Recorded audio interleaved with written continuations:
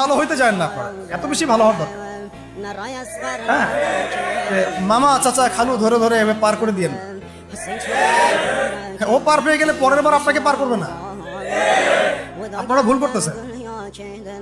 যারা যারা যাদের হাতে এরকম 100-200 ক্রস ফায়ারের রক্ত লেগে আছে, এদেরকে যদি আপনি মাফ করে দেন, তাহলে আপনার চেয়ে বড় আহাম্মক বোকা আর পৃথিবীতে কেউ নাই। কি বলেন এগুলো? ইসলামের বিধান হচ্ছে একজন মানুষকে যদি কেউ হত্যা করে অন্যায় ভাবে, তাকেও শাস্তির আওতায় এনে মৃত্যুদণ্ড কার্যকর করতে হবে। আর যাদের হাতে এরকম 10টা 20টা 30টা করে ক্রস ফায়ারের রক্ত লেগে আছে, আপনি ওদেরকে মাফ করে দিবেন?